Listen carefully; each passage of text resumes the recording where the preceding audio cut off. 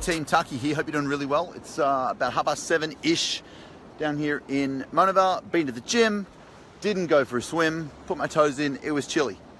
In this quick video, I just want to give you a heads up on the 5 simple numbers you should be tracking and growing, increasing every single month in your coaching business. I'm not much of a numbers guy, and so I want to give you, I want to preface this by saying there is no spreadsheets involved. You don't have to enter tiny numbers into little cells.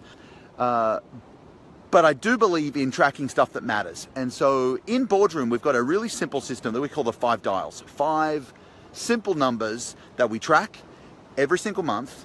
And when we get together, we report on the 5 dials and the projects, and we commit how we want them to look different when we come back in a few months' time. What I want to do right now is to give you the 5 numbers that you want to be growing regularly.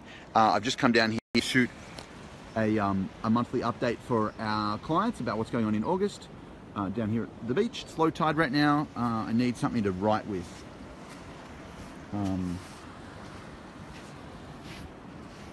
Oh, this will do. Here's my pen. Let's do this. So we call these the 5 dials. I'm going to kneel, take a knee. So imagine you've got a worksheet, a piece of paper done landscape, and along the top are 5 circles. 5 dials. And underneath is room for 5 projects. And so every time we get together in Boardroom, we track these 5 dials. These are the 5 numbers you ought to be tracking and growing every single time. So it's way better than a whiteboard. So I don't really care how you track them. I'm going to give you the 5 numbers that we track. Number 1, the first numbers Taki style, that's right, barefoot and with a piece of bark. The first number that we track is number of leads. And so in here, let's put L for leads. And by leads, what I mean is how many leads are you getting every single month in the coaching business? And for you, a lead could be an email address, like an opt-in, or it could be a triage call, like a sales call booked in. And so whatever you choose to measure, whichever one's most useful for you, comment below. Would you track opt-ins or would you track sales appointments? Whatever's most useful, just type that in right now. I don't mind whatever you choose. But that's what you're going to track every single month. Just once a month, you're going to report in on your numbers, okay? Number 1, leads. Number 2, we're going to track monthly revenues. That's meant to be a $sign down there. It's not particularly well drawn, but you get the idea. Dollars, right? So we're going to track number of leads per month. We're going to track dollars per month. That's meant to be a $sign. So the second dial we're going to track is dollars per month. It's gross sales per month, right? And so in Boardroom, the qualification for being part of this, this accountability conversation is $1 million a year, which is about 85K a month. Most of the guys in Boardroom are doing between $100,000 and $400,000 a month. Some a little bit more, some maybe 90. But you want to track monthly revenue. Got that? So number 1, number of leads per month. Number 2, monthly revenue. Number 3, profit as a percentage is the third measure that we track. And so obviously how much money your business brings in is fantastic. I think someone wise once said that revenue is vanity, profit is sanity. And so the third metric is profit. What's your margins as a percentage? We've got a few clients who are doing $1 million a year at a 90% margin, and it's them and 1 or 2 VAs. That's doable when your business is super lean in and hustle mode, but most of the businesses as they grow much past $1 million, frankly, that's not going to happen. Okay. So next up was profit as a percentage. So let's just chuck that into our little dials here. So we've got number of leads per month, we've got monthly revenue, we've got profit margins as a percentage. The fourth one of our 5 dials is percentage of your week, number of days per week spent in genius, right? What's your genius? It's the thing that you are uniquely gifted at, that you're incredible at, that frankly you could do forever and never get bored, that you could learn about for 100 million years. You do it effortlessly and easily. You haven't had to kind of learn it. You've been doing it since you're a kid. And it's the thing that brings in the bucks, right? That thing.